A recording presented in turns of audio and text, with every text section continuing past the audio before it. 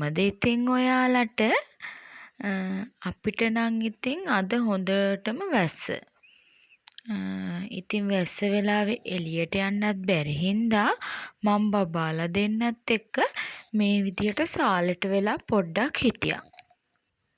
මගේ බබාලා දෙන්න කොහොමත් හැමදාම උදේ 6ට විතර දෙන්නම නැගිටිනවා.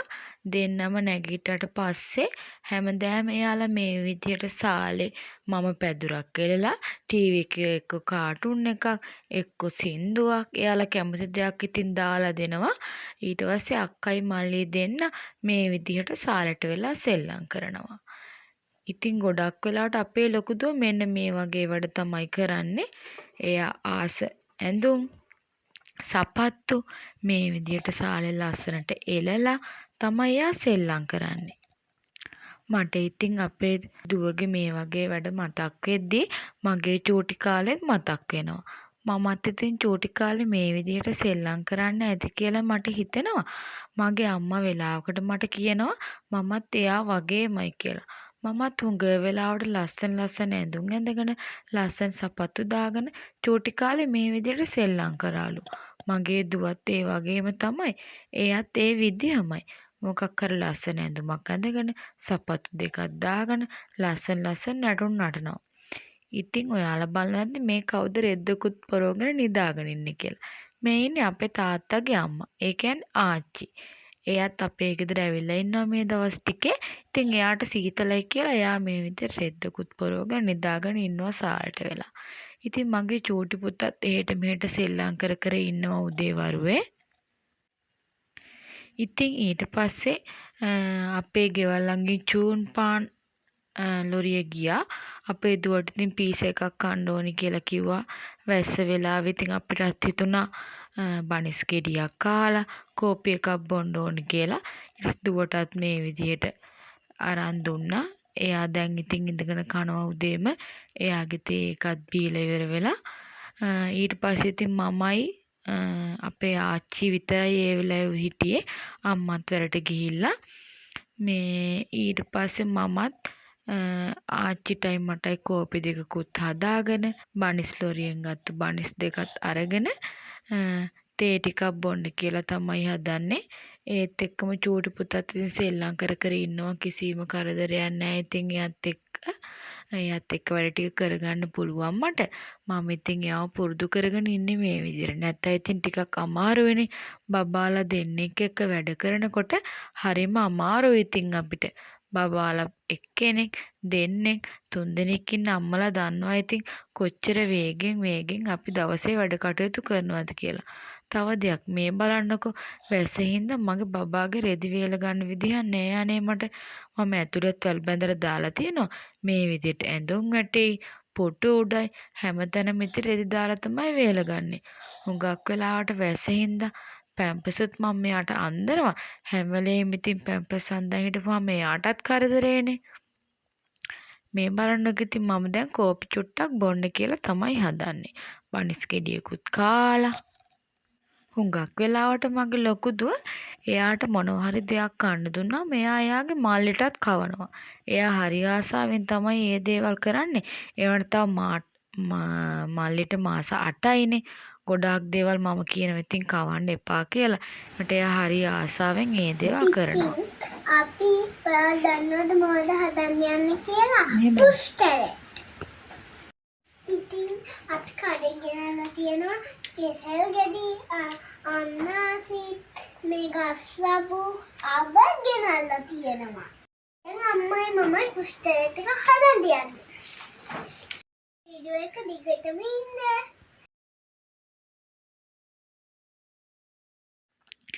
ඉතින් වැස්ස වෙලාවේ කරන්න වැඩකුත් නැති හින්දා අපේ ගෙදර පළතුරු ටිකක් ගෙනත් තිබ්බා. ඒ පළතුරු වලින් ලොකු දුව කියනවා දැන් දවස් 2-3 ඉඳන් එයාට ෆෘට් සලාඩ් එකක් හදලා දෙන්න කියලා. මට බබාලාගේ වැඩත් එක්ක මට කරන්න වෙලාවක් තිබ්බේ නැහැ. මම හිතුවා හා පුතේ එහෙනම් අපි දෙන්න අද ෆෘට් සලාඩ් එක හදමු කියලා එයයි මමයි දෙන්න කුස්සියට ආවා. එයා තමයි ඉතින් මේ මම ෆෘට් සලාඩ් හදන විදිහ වීඩියෝ කරන්නේ. ඉතින් ඉස්සෙල්ලාම මම කොහොම හරි ගෙනාව පළතුරු අන්නාසි කෙසෙල් ගෙඩි ගස් ලැබු අඹ පළතුරු වර්ග ගොඩක් තිබ්බා. ඉස්සෙල්ලාම ඉතින් මම මේ අන්නාසි ගෙඩිය තමයි කපා ගන්න කියලා හදන්නේ. ටිකක් අමාරුයි ඉතින් මේ වැඩේ. ඒ වුණාට ඉතින් පොඩි බබාලා ආසාවෙන් ඉල්ලන දෙයක් අපි කරලා දෙන්න ඕනනේ අනිවාර්යෙන්. ඒකින්ද මම හිතුවා එයත් උදව් කරගෙනම මේ වැඩේ අද කරනවා කියලා. අන්නාසි වල කට්ට කපලා ඉවර කරගත්තු මම ඊළඟට කරන්න කියලා හිතුවේ මේ කෙසෙල් ගෙඩි ටිකේ පොතු අයින් කරන එක. මොකද ඉතින් ලේසියනේ ඔක්කොම පිළිවෙලට හදාගෙන තියාගත්තාම අපිට හරිය ලේසියෙන් මේ වැඩ ටික කරගන්න පුළුවන්. අපි ඉතින් ඕනම වැඩක් කරගන්න කලින් එහෙම තමයි කරගන්න ඕනේ. ඊට පස්සේ මම මේ කෙසෙල් ගෙඩි පොතු ටික මේ විදිහට අයින් කරගන්නවා. අයින් කරගෙන කෙසෙල් ගෙඩි ටිකත් මේ විදිහට පිළිවෙලකට තියාගන්නවා. අපි ඉතින් මේ වැඩේ විතරක් නෙමෙයි කරන ඕනෑම වැඩක් පුළුවන් විදිහට පිළිවෙලකට ලස්සනට කරගෙන ගන්න අපි පුරුදු වෙන්න ඕනේ. අපි මේ කරන වැඩ දිහා බලාගෙන අපේ බබාලත් මේවා ඉගෙන ගන්න හරිම ආසාවෙන්. අපේ ලොකු දුව නම් එහෙමයි. හුඟක් වෙලාවට මම ගෙදර මොකක් හරි වැඩක් කරනවා නම් ඒ කරන හැම වැඩේ දිහාම එයා බලාගෙන ඉන්නේ හරිම උද්‍යෝගයෙන්. ඊට පස්සේ එයා සෙල්ලම් කරනකොට ඒ විදිහටම මාව අනුකරණය කරගෙනම එයා වැඩ කටයුතු කරනවා මම ගොඩාක් වෙලාවට දැකලා තියෙනවා. ඒකින්ද දැන් එයත් මේ වෙලාවේ මෙතන බලාගෙන ඉන්නේ මම මොකද කරන්නේ කියලා. ඒකින්ද මං එයාටත් පේන්න මේ විදිහට පිළිවෙලට ඒ වැඩ ටික කරගන්නවා. ඊට පස්සේ අන්නාසිත් පොත්තර හැල ඉවර වෙලා කෙසෙල් ගෙඩිත් පොතු අරගෙන ඉවර වෙලා ඊළඟට මට හිතුණා ගස් ලැබු ගෙඩිය කපා ගන්න ඕනේ කියලා. මේ ගස් ලැබු නම් අපේ ගෙදරම ගහක අපේ මේ දවස්වල තිබ්බු තද වැස්සට අපේ ගෙදර එහා පැත්තේ තිබ්බු ගස් ලැබු ගහ කඩාගෙන වැටුණා. මම හුඟක් වෙලාවට අපේ පුතාට කියන්නේ යා කෙටි ආහාර වලට එකතු කරගන්නේ ගස් ලැබුම තමයි. ඉතින් දැන් ගස් ලැබු ගහ මහ වැස්සට කඩාගෙන වැටුණානේ. මොනවා කරන්නද ඉතින් දැන් ඒකෙන් ඉදුණු රසම රස ගස් ලැබු ගෙඩියක් තමයි මම මේ ෆෘට් සලාඩ් එකට එකතු කරගන්න කියලා හදන්නේ. ඉතින් මායි ලොකු දුවයි මේ වැඩේ කරන මේ වෙලාවේ අපිට ගොඩ හයියෙන් වහිනවා. දැන් දවස් 2ක් 3ක් ඉඳන්ම අපිට හුඟ හයියෙන් වහිනවා. ඔයාලටත් කොහමද යාළුවනේ වහිනවද? හොඳට ඉරාවුව වැටිලා තියෙනවද? ඉතින් මගේ වීඩියෝ එකේ කමෙන්ට් එකක් දාලා කියන්න ඔයාලට කොහොමද කියලා. මං ඔයාලට තවත් දෙයක් කියන්නම්කෝ. මගේ වීඩියෝ වලට අලුතෙන් ගොඩාක් කට්ටිය එකතු වෙලා ඉන්නවා. ඉතින් ඔයාලා මගේ channel එක තාම subscribe කරලා නැත්නම් subscribe කරලා මගේ වීඩියෝ එක දිගටම රැඳී ඉන්න. ඉතින් ගස්ලබ් ගෙඩිය පොතු අරගත්තු මම ඊළඟට අඹ ටිකක් තිබ්බා. ඒවත් ඉදිලා තිබ්බේ. මම ඉතින් හිතුවා මේ ෆෘට් සලාඩ් එකට අඹ ටිකත් එකතු කරගන්න ඕනේ කියලා. ඒකින්ද මම අඹ ගෙඩි 3-4ක් තිබ්බා. තව වගේක් තිබ්බා. ඒව නම් එච්චර ඉදිලා තිබ්බේ නෑ. ඉතින් ඉදුණාමනේ අඹ රස. ඒකින්ද මට හිතුණා ඉදිච්ච අඹ ගෙඩි ටික මේ විදිහට පොතු අයින් කරලා සුද්ධ කරගන්න ඕනේ කියලා. ඉතින් මේ වීඩියෝ එක බලන ඔයාලා හිතනවා ඇති මේ ෆෘට් සලාඩ් එකක් හදන හැටි මොකටද අපි මෙයා වීඩියෝ කරලා පෙන්නන්නේ කියලා. නෑ ඉතින් එහෙම නෙමෙයි. මම දන්නවා ගොඩාක් ලේසියෙන් ගොඩාක් කට්ටිය මෙහෙම ෆෘට් සලාඩ් හදාගන්න දන්නවා කියලා. ඒකට මම කරන විදිය ඔයාලත් එක්ක ෂෙයා කරගන්න ඕන කියලා මට හිතුණා. ඉතින් එකිනෙකාට එකිනෙකා කෑම හදන විදිය, එතකොට තව මොකක් හරි දෙයක් කරන විදිය වෙනස්නේ. ඉතින් මම මේ විදිහට තමයි ෆෘට් සලාඩ් එකක් වුණත් හදාගන්නේ. ගොඩාක් කට්ටිය ඉන්නවා සාමාන්‍යයෙන් මේ වගේ මොකක් හරි කෑමක් හදන වීඩියෝ එකක්, එතකොට අතුරුපසක් හදන වීඩියෝ එකක් කරනකොට හරිම ආසාවෙන් බලාගෙන ඉන්න පිරිසකුත් ඉන්නවා. ඉතින් ඔයාලා කමෙන්ට් එකක් දාන්නකෝ කොහොමද කියලා මගේ මේ වැඩෙත් හොඳයිද කියලා. මම කොහොමද මේක හදන විදිය ඔයාලා බැලුවද කියලා මටත් කමෙන්ට් එකක් දාගෙන යන්න හරි ආසයි. මමත් ඉතින් ඔයාලා එවන කමෙන්ට් කියවන්න. මෙහෙමයි ඉතින් යාළුවනේ මම මේ මගේ YouTube channel එක පටන් ගත්තේ අලුතින්. ඒකින්ද මගේ අතින් වීඩියෝ කරනකොට වොයිස් කරනකොට ටික ටික අඩුපාඩු වෙනවා ඇති. ටික ටික නෙමෙයි ඉතින් ගොඩාක් අඩුපාඩු වෙනවා ඇති. එහෙම මොකක් හරි අඩුපාඩුවක් තියෙනවනම් තව මොකක් හරි වැරද්දක් හදාගන්න තියෙනවනම් ඔයාලා මගේ වීඩියෝ එක යටින් කමෙන්ට් එකක් දාගෙන යන්න. අමතක කරන්න එපා. ඉතින් මම මේ ෆෘට් සැලඩ් එකට ගන්න හැම පළතුරක්ම මේ විදිහට පොත්ත අයින් කරලා හදාගත්තා. එතකොට හරිය ලේසියෙන් අපිට එකතු කරගන්න පුළුවන්නේ. ඊට පස්සේ මම හිතුවා මුලින්ම අන්නාසි ගෙඩිය මේ විදිහට පෙති පෙති කපා ගත්තා මට ලේසි කියලා. ඊට පස්සේ මම මේ විදිහට පෙති පෙති කපාගත්තු අන්නාසි ගෙඩිය පෙති දෙකක් තුනක් එකට තියලා මේ විදිහට චූටි චූටිවට ඒ කියන්නේ අපිට ෆෘට් සලාඩ් එකට එකතු කරගන්න පුළුවන් විදිහට හරිම පහසු විදිහට ගොඩ ලොකුවටත් නැතුව පොඩියට මේ විදිහට කෑලි කපා ගන්න ඕනි කියලා. එතකොට ලස්සනට තියෙනවනේ. ඉතින් ඊට පස්සේ අන්නාසි කපාගෙන ඉවර වෙලා මට හිතුණා ඊළඟට එකතු කරන්න ඕනි කියලා මේ ඉදිලා තියෙන ගස් ලබු ගෙඩිය.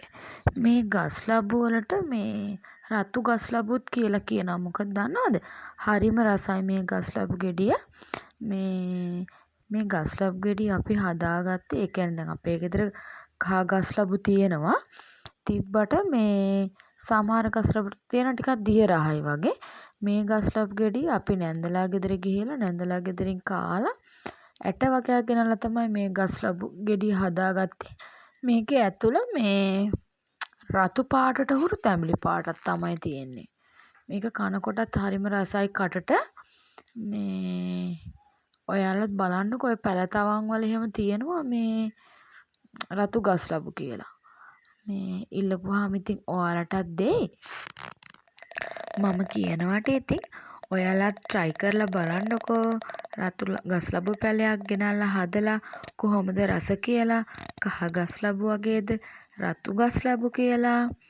ඉතින් ඊට පස්සේ මේ විදිහට ගස් ලබු ගෙඩිය දෙකට මැදින් කපලා මේ තියෙන ඇට ටික ඔක්කොම ඉවත් කරගන්න ඕනේ කියලා හිතුවා.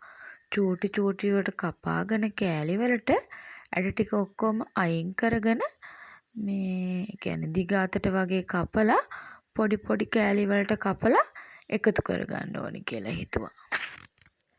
මේ විදිහට දිගට කපා ගත්තාම අපිට හරිය ලේසියෙන් චූටි චූටි ඒ කියන්නේ පොඩි පොඩි කොටි වගේ කපා ගන්න හරිම ලේසි. ඒකින්ද මම හිතුවා මේ විදිහට එකතු කරගන්න ඕනේ කියලා. මේ විදිහට මේ ටික කපා ගන්න ගමන් මම ඔයාලට තවත් දෙයක් කියන්නම්. ඉතින් අපි මේ කියන්නේ අපිට හැමෝටම ඉතින් එක වගේ සල්ලි, ගෙවල් දොරවල් කිසිම දෙයක් නැහැ. ඉතින් අපිත් ලොකු සල්ලිකාරයෝ නෙමෙයි. අපිට සාමාන්‍ය විදියට තියෙන පවුලක් තමයි අපි. මම මැරි කරලා ඉන්න පවුලත් ඒ වගේ පවුලක් තමයි. ඉතින් අපිට තියෙන දේෙන් අපි සෑහීමකටපත් වෙලා අපිට පුළුවන් විදියට සතුටින් ජීවත් වෙන්න අපි දැනගන්න ඕනේ. ඉතින් අපි බබාලටත් අපිට පුළුවන් විදියට අපි එයාලව සතුට වෙන විදිහේ දේවල් අපි කරන්න දැනගන්න ඕනේ. අපේ බබත් හුඟක් වෙලාවට කියනවා අම්මේ මෙහෙම කරන්න. ඉතින් සමහර වෙලාවට එයාලා ඉල්ලන දේවල් අපි අතේ නැති වෙන්න පුළුවන්. සල්ලිම කියන්නකෝ. සල්ලිම අපි අතේ නැති වෙන්න පුළුවන්. ඒ වුණාට අපි පුළුවන් විදියට එයාලා සතුට වෙන දේවල් කරන්න ඕනේ. ඉතින් ඊට පස්සේ මම හිතුවා මේ විදිහට මේ කෙසෙල් ගෙඩි ටික කපා ගන්න ඕනේ කියලා. ඊට පස්සේ මම මේ විදිහට පොතු අරගත්තු කෙසෙල් ගෙඩි ටික මේ විදිහට හතරට පලාගෙන චූටි චූටි කෑලි විදිහට මේ විදිහට කපා ගන්නවා. එතකොට අපිට මේ ෆෘට් සලාඩ් එකට එකතු කරන්න හරිම ලේසි. අර තැලෙන්නේ වගේ වෙන්නේ නැහැ. ඉතින් මම මගේ චූටි පුතාගේ කෑම වලින් පස්සේ ඒ කියන්නේ කෑම වේලෙන් පස්සේ එයාට කෙටි ආහාර වේලක් දෙනවනේ. එතකොට කෙසෙල් ගෙඩි එයාට දෙනකොටත් මම මෙන්න මේ විදිහට කපාගෙන හොඳට පොඩි කරනවා එයාට. හොඳට පොඩි කරාම එයාගේ කෑම වලට එකතු කරගන්න හරිම ලේසි. මේ විදිහට කපා ගත්තට පස්සේ මේ ඒ කියන්නේ අපිට මේ ඒ කියන්නේ පොඩි කරගන්න හරිම ලේසි අර රෝල් එකෙන් පොඩි කරගෙන තල්පේ වගේ වෙන්න පොඩි කරගත්තාම බබා හරි ආසාවෙන් කනවා. ඊට පස්සේ පොතු අයින් කරගත්තු අඹ ගෙඩි ටිකත් මෙන්න මේ විදිහට මේ කපා ගන්නවා චූටි චූටි කොටු වලට. එතකොට හරිම ලේසි අපිට ඒකත් එකතු කරගන්න. මේ අඹවල ඉතින් අමුතු රසක් එනවද නේද? අඹ එතකොට මිදි එතකොට තව රස එන පළතුරු වර්ග ඉතින් ಜಾති ගොඩක් එකතු කරාම මේ ෆෘට් සැලඩ් එක ඉතින් ගොඩක් රසයි. අපිට ඉතින් මේ වෙලාවේ ගෙදර තියෙන පළතුරු වලින් තමයි මම මේ ෆෘට් සැලඩ් එක හදාගන්නේ. ඉතින් මගේ ලොකු බබායි මායි මේ වැඩේ කර ඉන්නකොට අපේ චූටි මල්ලියා නිදාගෙන තමයි හිටියේ. මේ වෙලාවෙ ඉතින් එයා ඇහැරියා. ඊට පස්සේ ලොකු දුවත් එක්ක මම එයාවත් මෙතනින් ගෙනත් තියාගෙන මේ ඉතුරු වැඩ ටික කරගන්න ඕනි කියලා හිතුවා. ඒ දෙන්නම ඉතින් හරි ආසයි මම වැඩ කරන වෙලාවට මේ විදිහට ඒ දෙන්නම මගේ ළඟින්ම තියා ගන්නවට. ගොඩක් වෙලාවට ඉතින් එයාලා මෙහෙම තියාගෙන වැඩ කරගන්න අමාරුයි. ඉතින් මම දැන් මගේ ෆෘට් සැලඩ් එක හදන්න හැම පළතුරක්ම මේ විදිහට කපලා මේ භාජනයකට එකතු කරගත්තා. එකතු කරගෙන ඉවර වෙලා මට හිතුණා මේක හොඳට කලවම් කරගන්න කලින් ඉස්සෙල්ලාම අපි මේකට මේ එකතු කරගන්න ඕනි කියලා මේ සීනි ටිකක්. ඉතින් ගොඩක් කට්ටිය ඉන්නවා සීනි ගොඩක් දාලා පැණි රස වැඩියෙන් කන අය. තව කට්ටිය ඉන්නවා සීනි පොඩ්ඩක් දාලා පළතුරු රසත් එක්කම මේ කන්න කැමති අය. ඔයාලට කැමති විදිහට ඉතින් එකතු කරගන්න පුළුවන්. ඉස්සෙල්ලාම මම සීනි එකතු කරගත්තා. ඊට පස්සේ මේ ලුණු ඔයාලට සෑහෙන පදමට ටිකක් විතර එකතු කරගන්න. ඒක අද ඉතින් ඔයාලට කාලා බලලා එකතු කරගන්න පුළුවන්. සීනි ලුණුයි ඊට පස්සේ මම එකතු කරගන්නවා දෙහි චුට්ටක්. දෙහි චුට්ටක් හොඳට මිරිකලා හොඳට මේකට එකතු කරගන්න. දෙහි ටිකකුත් එකතු කරගෙන ඉවර වෙලා ඔයාලා හොඳට මේක කලවම් කරගන්න. ඒ කියන්නේ ලොකු හැන්දකින් නැතුව පොඩි හැන්දකින්, ඒ කියන්නේ මේස හැන්දකින් වගේ, මේස හැන්දකින්, තේ හැන්දකින් වගේ එකකින් එකතු කරගන්නවා නම් මේ පළතුරු පොඩි වෙන්නේ නැහැ. මේ හරිම පහසුයි අපිට කලවම් කරගන්න. ඒ විදිහට අපි කලවම් කරගෙන ෆෘට් සැලඩ් එක හදා ගන්නවා. දැන් ඉතින් මම මේ කලවම් කරගෙන ඉවර වුණාට පස්සේ ෆෘට් සැලඩ් එක හදලා ඉවරයි. ඉතින් මේ ෆෘට් සැලඩ් එකට තව අයිස්ක්‍රීම් ටිකක් වගේ එකතු කරගත්තා නම් හොඳයි. මේ තියෙන්නේ මම හද ෆෘට් සැලඩ් එක. ඉතින් අයිස්ක්‍රීම් එකතු කරන්න බෑනේ මේ වෙලාවේ. හයියෙම වහිනවනේ. මගේ කොයි කෑමත් ඉස්සෙල්ලාම හදපුවාම රස බලන්න මගේ ලොකු දුව තමයි. මේක හදනකනුත් ඉවසිල්ලක්ම නැතුව හිටියේ එයා තමයි. දැන් ඉවර දම්මේ කියලා අහන්නේ එයා තමයි. ඉස්සෙල්ලාම ඉතින් ෆෘට් සැලඩ් ටිකක් දාගෙන මේ විදිහට කන්නේත් එයා තමයි. ඉතින් ඔයාලත් මං වගේ මේ විදිහට රස ෆෘට් සැලඩ් එකක් හදලා බලන්න. කොහොමද කියලා කාලා බලලා කමෙන්ට් එකක් දාන්න.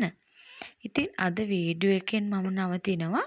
තවත් දවසක ලස්සන වීඩියෝ එකකින් එන්නම්. මගේ YouTube channel එකත් එක්ක දිගටම රැඳී ඉන්න. බයි.